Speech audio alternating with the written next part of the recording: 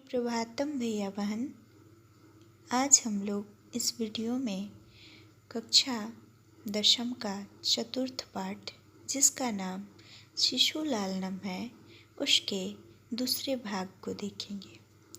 आइए देखते हैं। पाठ है आसन अर्धम उपवेश्यति, आसनार्धम उपवेश्यति, यानी आसन के आधे भाग में बिठाते हैं। आगे है उभौ, दोनों कहते हैं राजा शनम खलवेतत, यानी यह निश्चय ही राजा का आसन है। खलवेतत का संधि विच्छेद किया जाए तो खलु जोड़ एतत होगा। खलु यानी निश्चय ही होता है और ये व्याकरण की दृष्टि से अव्यय है। एतत यानी यह होता है और राजासनम यानी राजा का आसन। राजा का आसन शब्द है, तो अगर उसका समास विग्रह करें तो यहाँ राजा की बात न करके उसके आसन की बात हो रही है, तो ये तत्पुरुष समास हुआ। और का चिन्ह आ रहा है तो षष्ठी तत्पुरुष हुआ या समन तत्पुरुष हुआ। तो इसका विग्रह करेंगे तो राज्ञ आसनम होगा। आगे हम लोग व्याकरण देखेंगे तो उसमें इन सारे शब्दों के व्याकरण को जानेंगे। ये तब तक इसका अर्थ देखते हैं। राजा शनम खलवेतत, अर्थात यह निश्चय ही राजा का आसन है। न युक्तम मध्याशितुम, यहाँ बैठना उचित नहीं है, यानी इस पर बैठना उचित नहीं है। राम कहते हैं सव्यवधानम न चारित्र लोपाय, अर्थात व्यवधान के साथ यानी रुकावट के साथ आचरण करना चरित्र के लोप का कारण नहीं होता। तस्माद् अंक व्यवहित मध्याश्यताम सिंहासनम, अर्थात हृदय के समीप होने के कारण सिंहासन पर बिठाना चाहते हैं। अंकम उपवेश्यति, अंकम यानी गोद होता है, यानी गोद में बिठाते हैं। आइए इसका हम लोग अब व्याकरण देखते हैं। व्याकरण है संधि विच्छेद है।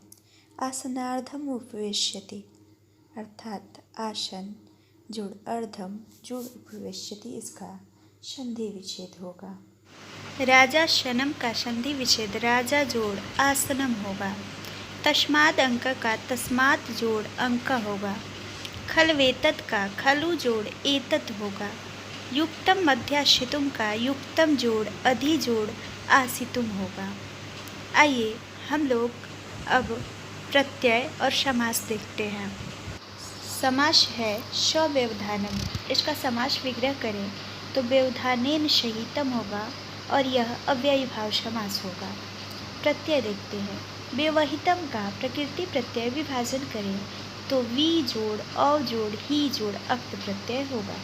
अध्याशितुम का प्रकृति प्रत्यय विभाजन किया जाए तो अधि जोड़ आस जोड़ तुमुन होगा। युक्तम का अगर प्रकृति प्रत्यय विभाजन करें तो युज जोड़ अक्त होगा। पर्यायवाची देखते हैं। अंकम का पर्यायवाची क्रूडम होगा। अंकम यानी गोद होता है। आइए अब आगे देखते हैं। पंक्ति है उभौ, अर्थात दोनों कहते हैं। अनिच्छाम नाट्यता, दोनों अनिच्छा का नाटक करते हैं, यानी उनको जैसे कोई इच्छा ही नहीं है। राजन अलम अति दाक्षिण्येन, अर्थात हे राजन अधिक उदारता दयालुता न दिखाए। राम कहते हैं अलम अति शालीनतया, अर्थात बहुत अधिक आप लोग शालीनता न दिखाएं। राम लव कुश से कहते हैं कि बहुत अधिक शालीनता न दिखाएं और लव कुश राम से कहते हैं कि बहुत अधिक दयालुता न दिखाएं। आइए इन पंक्तियों का अब हम लोग व्याकरण जानते हैं। व्याकरण है समास अनिच्छाम, अनिच्छाम में न समास है और इसका विग्रह करें तो न इच्छाम होगा।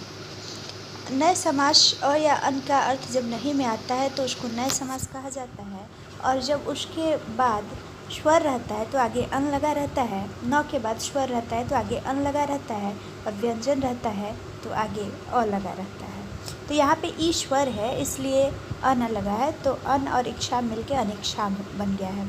संधि विच्छेद देखें तो अलम अति दक्षिणयेन का संधि विच्छेद अलम जोड़ अति दक्षिणयेन होगा। अलम अति शालीनतया का संधि विच्छेद अलम जोड़ अति शालीनतया होगा, क्योंकि अलम के युग में तृतीया और चतुर्थी विभक्ति होती है, इसलिए दोनों में तृतीया विभक्ति का प्रयोग हुआ है। आज के लिए बस इतना ही। बाकी अगली पंक्ति हम लोग अगले वीडियो में देखेंगे। धन्यवाद।